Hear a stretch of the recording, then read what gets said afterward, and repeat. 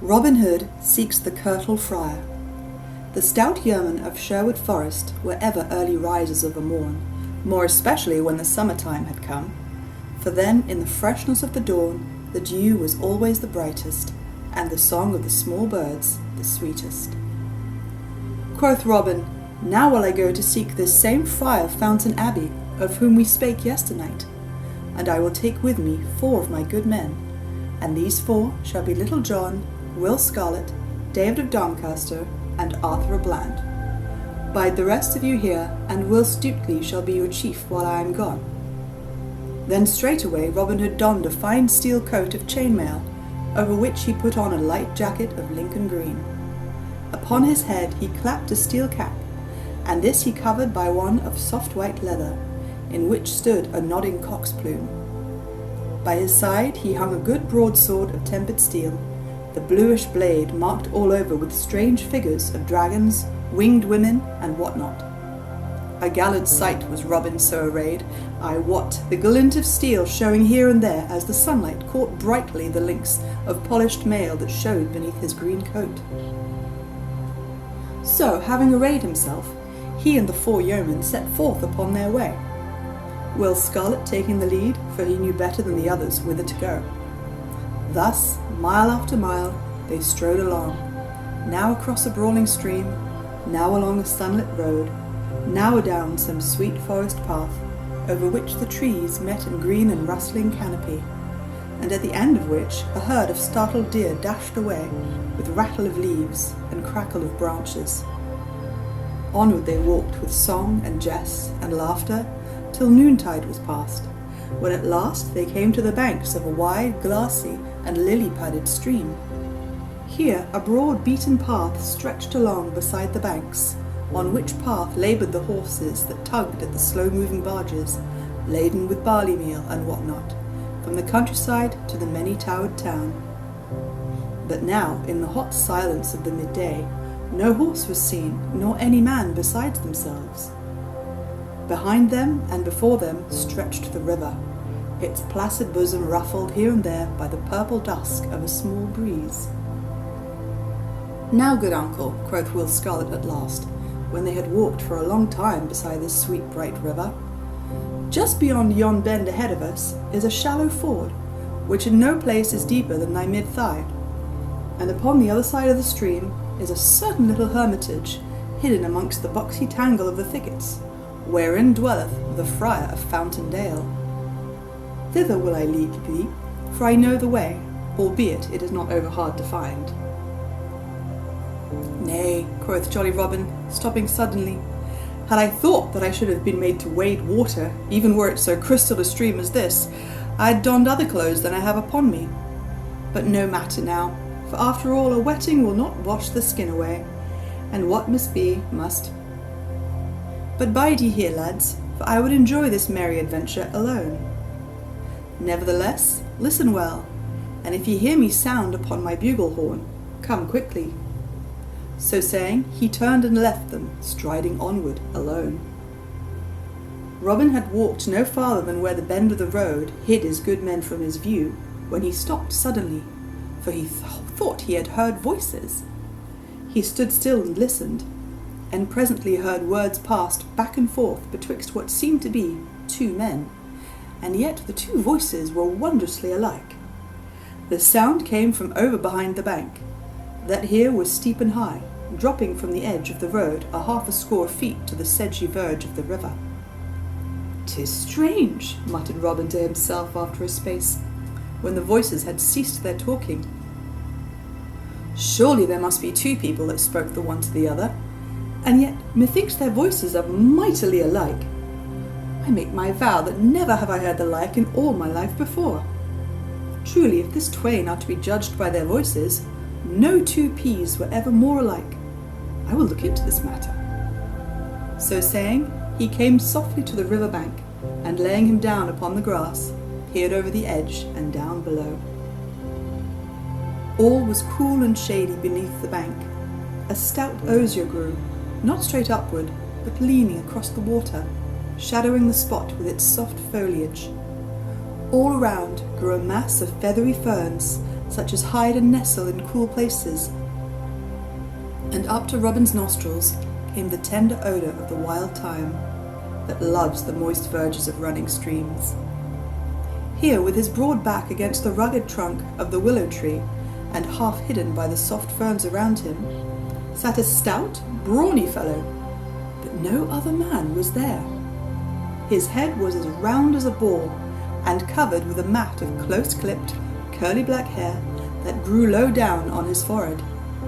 But his crown was shorn as smooth as the palm of one's hand, which, together with his loose robe, cowl, and string of beads, showed that which his looks would never have done, that he was a friar. His cheeks were as red and shining as a winter crab, albeit they were nearly covered over with a close curly black beard, as were his chin and upper lip likewise. His neck was thick like that of a north country bull, and his round head closely set upon shoulders even a match for those of Little John himself. Beneath his bushy black brows danced a pair of little grey eyes that could not stand still for very drollery of humour.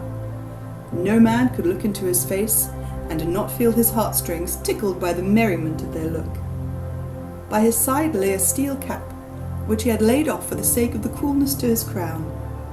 His legs were stretched wide apart, and betwixt his knees he held a great pasty compounded of juicy meats of divers kinds, made savoury with tender young onions, both meat and onions being mingled with a good rich gravy. In his right fist he held a great piece of brown crust, at which he munched sturdily, and every now and then he thrust his left hand into the pie and drew it forth full of meat. Anon he would take a mighty pull at a great bottle of Malmsey that lay beside him. "By my faith," quoth Robin to himself, "I do very believe that this is the merriest feast, the merriest wight, the merriest place, and the merriest sight in all merry England. Methought there was another here, but it must have been this holy man talking to himself." So Robin lay watching the friar, and the friar, all unknowing that he was so overlooked, ate his meal placidly. At last he was done, and having first wiped his greasy hands upon the ferns and wild thyme, and sweeter napkin never had king in all the world, he took up his flask and began talking to himself as though he were another man, and answering himself as though he was somebody else. "Dear lad, thou art the sweetest fellow in all the world. I do love thee as a lover loveth his lass. La, thou dost make me shame to speak so to me in this solitary place, no one being by, and yet, if thou wilt have me say so, I do love thee as thou lovest me. Nay then, wilt thou not take a drink of good Malmsey? After thee, lad, after thee. Nay, I beseech thee, sweeten the draught with thy lips." Here he passed the flask from his right hand to his left. "And thou wilt force it on me so, I must needs do thy bidding, yet with the more pleasure do I so, as I drink thy very great health." Here he took a long, deep draught. "And now, sweet lad, 'tis thy turn next." Here he passed the bottle from his left hand back again to his right. "I take it, sweet chuck, and here's wishing thee as much good as thou wishest me." Saying this, he took another draught, and truly he drank enough too. All this time merry Robin lay upon the bank and listened, while his stomach so quaked with laughter that he was forced to press his palm across his mouth to keep it from bursting forth, for truly he would not have spoiled such a goodly jest for the half of Nottinghamshire. Having gotten his breath from his last draught, the friar began talking again in this wise. "Now, sweet lad, canst thou not sing me a song?" "La, I know not. I am but in an ill voice this day. Prithee, ask me not. Dost thou not hear how I croak like a frog?" "Nay, nay, thy voice is as sweet as any bullfinch. Come, sing, I pray thee. I would rather hear thee sing than eat a fair feast." "Alas, I would fain not sing before one that can pipe so well, and hath heard so many goodly songs and ballads. Nevertheless, an thou wilt have it so, I will do my best." But now methinks that thou and I might sing some fair song together. Dost thou not know a certain dainty little catch, called the loving youth and the scornful maid? Why, truly methinks I have heard it ere now. Then dost now thou think thou couldst take the lass's part, if I take the lad's? I know not, but I will try. Begin thou with the lad, and I will follow with the lass.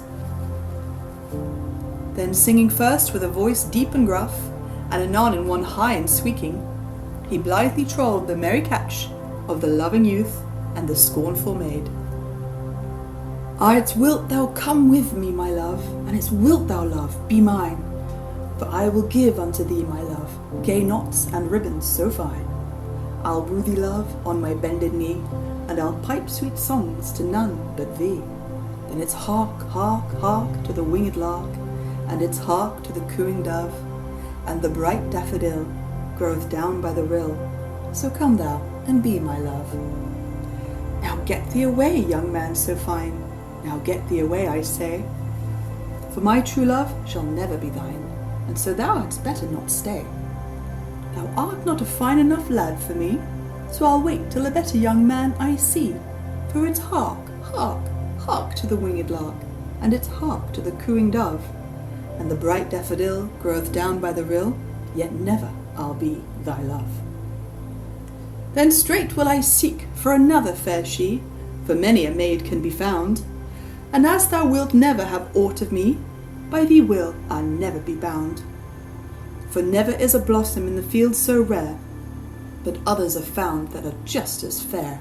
So it's hark, hark, hark to the joyous lark, and it's hark to the cooing dove, and the bright daffodil groweth down by the rill, and I'll seek me another dear love.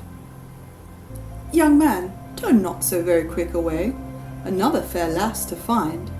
Methinks I have spoken in haste today, nor have I made up my mind. And if thou wilt only stay with me, I'll love no other, sweet lad, but thee. Here Robin could contain himself no longer, but burst forth in a mighty roar of laughter.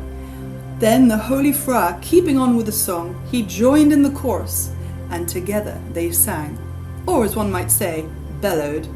So it's hark, hark, hark to the joyous lark, and it's hark to the cooing dove, for the bright daffodil groweth down by the rill, and I'll be thine own true love. So they sang together, for the stout friar did not seem to have heard Robin's laughter, neither did he seem to know that the yeoman had joined in with the song. But with eyes half closed, looking straight before him, and wagging his round head from side to side in time with the music, he kept on bravely to the end, he and Robin finishing up with a mighty roar that might have been heard a mile. But no sooner had the last word been sung than the holy man seized his steel cap, clapped it on his head, and springing to his feet, cried in a great voice, "What spy have we here? Come forth, thou limb of evil, and I will carve thee into as fine pudding meant as ever a wife in Yorkshire cooked of a Sunday." Hereupon he drew from beneath his robes a great broad sword, full as stout as was Robin's. "Nay, put up thy pinking iron, friend," quoth Robin, standing up with tears of laughter still on his cheeks. "Folk who have sung so sweetly together should not fight thereafter." Hereupon he leapt down to the bank to where the other stood. "I tell thee, friend," said he, "my throat is as parched with that song as ever a barley stubble on October. Hast thou haply any Malmsey left in that stout pottle?" "Truly," said the friar in a glum voice, "thou dost ask thyself freely where thou art not bidden. Yet I trust I am too good a Christian to refuse any man drink that is athirst. Such as there is out, thou art welcome to a drink of the same." And he held the pottle out to Robin. Robin took it without more ado, and putting it to his lips, tilted his head back, while that which was within said glug, glug, glug, for more than 3 winks, I wot. The stout friar watched Robin anxiously the whole while, and when he was done, took the pottle quickly. He shook it, held it betwixt his eyes and the light, looked reproachfully at the yeoman, and straightway placed it at his own lips. When it came away again, there was naught within it. Dost thou know the country hereabouts, thou good and holy man? Asked Robin, laughing. Yea, somewhat, answered the other dryly. And dost thou know of a certain spot called Fountain Abbey? Yea, somewhat. Then perchance thou knowest also of a certain one who goeth by the name of the Curtal Friar of Fountain Abbey. Yea, somewhat. Well then, good fellow, holy father, or whatever thou art, quoth Robin, I would know whether this same friar is to be found upon this side of the river or the other. That, quoth the friar, is a practical question, upon which the cunning rules appertaining to logic touch not. I do advise thee to find that out by the aid of thine own 5 senses, sight, feeling, and what not. I do wish much, quoth Robin, looking thoughtfully at the stout priest, to cross you ford and strive to find this same good friar. Truly, said the other piously, it is a goodly wish on the part of one so young. Far be it for me to check thee in so holy a quest. Friend, the river is free to all. Yea, good father, said Robin, but thou seest that my clothes are of the finest, and I fain would not get them wet. Methinks thy shoulders are stout and broad. Couldst thou not find it in thy heart to carry me across? Now, by the white hand of the Holy Lady of the Fountain, burst forth the friar in a mighty rage, dost thou, thou poor puny stripling, thou kiss my lady La Popinjay, thou, what shall I call thee? Dost thou ask me, the holy tuck, to carry thee? Now I swear. Here he paused suddenly, then slowly the anger passed from his face, and his little eyes twinkled once more. But why should I not? Quoth he piously. Did not the holy Saint Christopher ever carry the stranger across the river? And should I, poor sinner that I am, be ashamed to do likewise? Come with me, stranger, and I will do thy bidding in an humble frame of mind. So saying, he clambered up the bank, closely followed by Robin, and led the way to the shallow pebbly ford, chuckling to himself the while, as though he were enjoying some goodly jest within himself. Having come to the ford, he girded up his robes about his loins, tucked his good broadsword beneath his arm, and stooped his back to take Robin upon it. Suddenly he straightened up. Methinks, quoth he, thou'lt get thy weapon wet?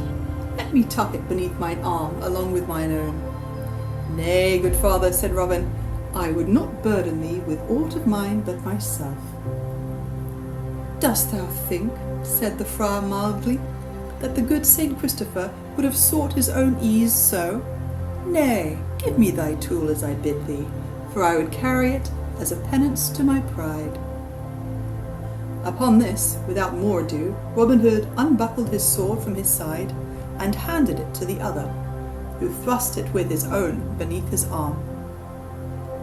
Then once more the friar bent his back, and Robin, having mounted upon it, he stepped sturdily into the water, and so strode onward, splashing in the shoal, and breaking all the smooth surface into ever-widening rings. At last he reached the other side, and Robin leapt lightly from his back. Many thanks, good father, quoth he. Thou art indeed a good and holy man. Prithee give me my sword and let me away, for I am in haste. At this the stout friar looked upon Robin for a long time, his head on one side, and with a most waggish twist to his face, he slowly winked his right eye. Nay, good youth, said he gently, I doubt not that thou art in haste with thine affairs. Yet thou dost think nothing of mine. Thine are of a central nature, mine are of a spiritual nature, a holy work, so to speak. Moreover, mine affairs do lie upon the other side of this stream. I see by thy quest of this same holy recluse that thou art a good young man, and most reverent to the cloth. I did get wet coming hither, and am sadly afraid that should I wade the water again, I might get certain cricks and pains in the joints that would mar my devotions for many a day to come. I know that since I have so humbly done thy bidding, thou wilt carry me back again. Thou seest how St. Godric, that holy hermit, whose natal day this is, hath placed in my hands 2 swords, and in thine never a one. Therefore be persuaded, good youth, and carry me back again. Robin Hood looked up, and he looked down, biting his nether lip. Quoth he, Thou cunning friar, thou hast me fair and fast enow. Let me tell thee that not one of thy cloth hath so hoodwinked me in all my life before. I might have known from thy looks that thou wert no such holy man as thou didst pretend to be.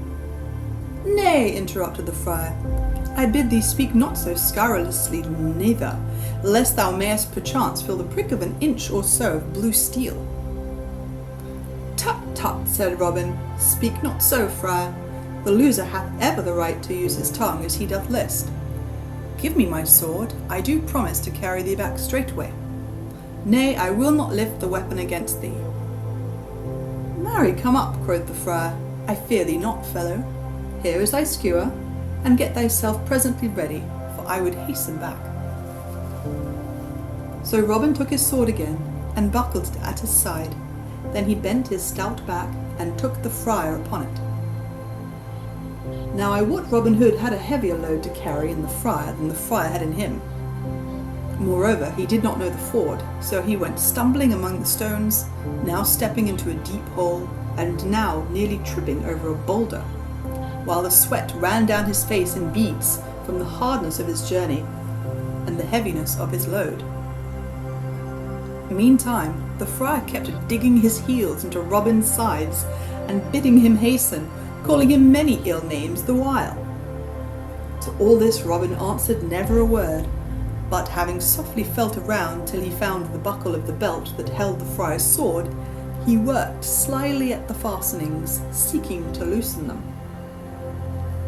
Thus it came about that, by the time he had reached the other bank with his load, the friar's sword belt was loose, albeit he knew it not. So when Robin stood on dry land, and the friar leapt from his back, the yeoman gripped hold of the sword, so that blade, sheath, and strap came away from the holy man, leaving him without a weapon. Now then, quoth merry Robin, panting as he spake, and wiping the sweat from his brow, I have thee, fellow. This time that same saint of whom thou didst speak, but now hath delivered 2 swords into my hand, and hath stripped thine away from thee. Now if thou dost not carry me back, and that speedily, I swear I will prick thy skin till it is full as holes as a slashed doublet. The good friar said not a word for a while, but he looked at Robin with a grim look. Now, said he at last, I did think that thy wits were of the heavy sort, and knew not that thou wert so cunning. Truly thou hast me upon the hip. Give me my sword, and I promise not to draw it again, save in self-defence. Also, I promise to do thy bidding, and take thee upon my back, and carry thee. So jolly Robin gave him his sword again, which the friar buckled to his side, and this time looked to it that it was more secure in his fastenings. Then tucking up his robes once more, he took Robin Hood upon his back, and without a word stepped into the water, and so waded on in silence, while Robin sat laughing upon his back. At last he reached the middle of the ford, where the water was deepest. Here he stopped for a moment, and then, with a sudden lift of his hand and heave of his shoulders, fairly shot Robin over his head as though he were a sack of grain. Down went Robin into the water with a mighty splash. There, quoth the holy man, calmly turning back again to the shore. Let that cool thy hot spirit, if it may. Meantime, after much splashing, Robin had gotten to his feet and stood gazing about him, all bewildered, the water running from him in pretty little rills. At last he shot the water out of his ears and spat some out of his mouth, and gathering his scattered wits together, saw the stout friar standing on the back, laughing. Then I wot, was Robin Hood a madman. Stay, thou villain, roared he. I am after thee straight, and if I do not carve thy brawn for thee this day, may I never lift finger again. So saying, he dashed, splashing, to the bank. Thou needst not hasten thyself unduly, quoth the stout friar. Fear not, I will abide here, and if thou dost not cry, Alack-a-day, ere long time is gone, may I never more peep through the brake at a fallow deer. And now Robin, having reached the bank, began, without more ado, to roll up his sleeves above his wrists. The friar also tucked his robes more about him, showing a great stout arm on which the muscles stood out like humps of an aged tree. Then Robin saw, what he had not wotted of before, that the friar had also a coat of chainmail beneath his gown. "Look to thyself," cried Robin, drawing his good sword. "Ay, marry," quoth the friar, who held his already in his hand. So without more ado they came together, and thereupon began a fierce and mighty battle. Right and left, and up and down, and back and forth they fought. The swords flashed in the sun, and then met with a clash that sounded far and near. I wot this was no playful bout at quarterstaff, but a grim and serious fight of real earnest. Thus they strove for an hour or more, pausing every now and then to rest, at which time each looked at the other with wonder, and thought that he had never seen so stout a fellow. Then once again they would go at it more fiercely than ever. Yet in all this time neither had harmed the other, nor caused his blood to flow. At last merry Robin cried, "Hold thy hand, good friend," whereupon both lowered their swords. "Now I crave a boon ere we begin again," quoth Robin, wiping the sweat from his brow, for they had striven so long that he began to think that it would be an ill-done thing either to be smitten himself or to smite so stout and brave a fellow. "What wouldst thou have of me?" asked the friar.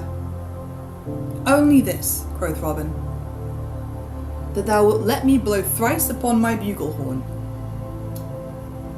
The friar bent his brows and looked shrewdly at Robin. "Now I do verily think that thou hast some cunning trick in this," quoth he. "Nevertheless, I fear thee not, and will let thee have thy wish, providing thou wilt also let me blow thrice upon this little whistle." "With all my heart," quoth Robin. "So here goes for one." So saying, he raised his silver horn to his lips, and blew thrice upon it, clear and high. Meantime the friar stood watching keenly for what might come to pass, holding in his fingers the while a pretty silver whistle, such as knights use for calling their hawks back to their wrists, which whistle always hung at his girdle along with his rosary.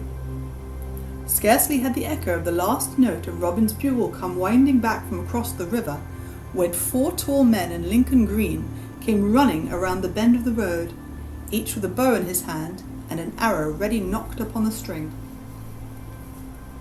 "Ha! Is it thus, thou traitor knave?" cried the friar.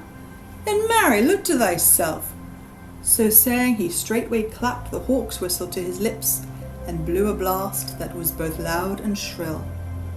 And now there came a crackling of the bushes that lined the other side of the road, and presently forth from the covert burst 4 great shaggy hounds. "Adam Sweetlips! Adam Bellthroat! Adam Beauty! Adam Fangs!" cried the friar, pointing at Robin. And now it was well for that yeoman that a tree stood nigh beside the road, else had he an ill chance of it. Ere one could say "Gaffer down the dale," the hounds were upon him, and he had only time to drop his sword and leap lightly into the tree, around which the hounds gathered, looking up at him as though he were a cat on the eaves. But the friar quickly called off his dogs. "Adam!" he cried, pointing down the road to where the yeoman was standing stock, still with wonder of what they saw. As the hawk darts down upon its quarry, so sped the 4 dogs at the yeoman. But when the 4 men saw the hounds so coming, all with one accord, saving only Will Scarlet, drew each man his goose feather to his ear, and let fly his shaft. And now the old ballad telleth of a wondrous thing that happened, for thus it says, that each dog so shot at leapt lightly aside, and as the arrow passed him whistling, caught it in his mouth, and bit it in twain. Nay, it would have been an ill day for those 4 golden fellows, had not Will Scarlet stepped before the others, and met the hounds as they came rushing. "Why, how now, Fangs?" cried he sternly. "Down, Beauty! Down, sirrah! What means this?" At the sound of his voice, each dog shrank back quickly, and then straightway came to him and licked his hands and fawned upon him, as is the wont of dogs that meet one they know. Then the 4 yeomen came forward, the hounds leaping around Will Scarlet joyously. "Why, how now?" cried the stout friar. "What means this? Art thou wizard to turn those wolves into lambs?" "Ha!" cried he, when they had all come still nearer. "Can I trust mine eyes? What means it that I see young Master William Gamwell in such company?" "Nay, Tuck," said the young man, as the 4 came forward to where Robin was now clambering down from the tree in which he had been roosting, he having seen that all danger was over for the time. "Nay, Tuck, my name is no longer Will Gamwell, but Will Scarlet, and this is my good uncle, Robin Hood, with whom I am abounding just now." "Truly, good master," said the friar, looking somewhat abashed, and reaching out his great palm to Robin. "I have oft heard thy name, both sung and spoken of, but I never thought to meet thee in battle. I crave thy forgiveness, and do wonder not that I found so stout a man against me." "Truly, most holy father," said Little John, "I am more thankful than ever I was in all my life before that our good friend Scarlet knew thee and thy dogs. I tell thee seriously that I felt my heart crumble away from me when I saw my shaft so miss its aim, and those great beasts of thine coming straight at me." "Thou mayest indeed be thankful, friend," said the friar gravely. "But Master Will, how cometh it thou dost now abide in Sherwood?" "Why, Tuck, dost thou not know of my ill happening with my father's steward?" answered Scarlet. "Yea, truly, yet I knew not thou wert in hiding because of it. Marry, the times are all awry when a gentleman must lie hidden for so small a thing." "But we are losing time," quoth Robin, "and I have yet to find that same Curtal friar." "Why, uncle, thou hast not far to go," said Will Scarlet, pointing to the friar, "for there he stands beside thee." "How?" quoth Robin. "Art thou the man that I have been at such pains to seek all day, and have got such a good ducking for?" "Why, truly," said the friar demurely. "Some do call me the Curtal Friar of Fountaindale. Others again call me in jest the Abbot of Fountain Abbey. Others still again call me simple Friar Tuck." "I like the last name best," quoth Robin, "for it doth slip more glibly off the tongue. But why dost thou not tell me that thou were who I sought, instead of sending me searching for black moonbeams?" "Well, truly thou did not ask me, good master," quoth stout Tuck, "but what didst thou desire of me?" "Nay," quoth Robin, "the day groweth late, and we cannot stand longer talking here. Come back with us to Sherwood, and I will unfold all to thee as we travel along." So without tarrying longer, they all departed, with the stout dogs at their heels, and wended their way back to Sherwood again. But it was long past nightfall ere they reached the greenwood tree. Now listen, for next I will tell thee how Robin Hood compassed the happiness of 2 young lovers, aided by the merry Friar Tuck of Fountaindale.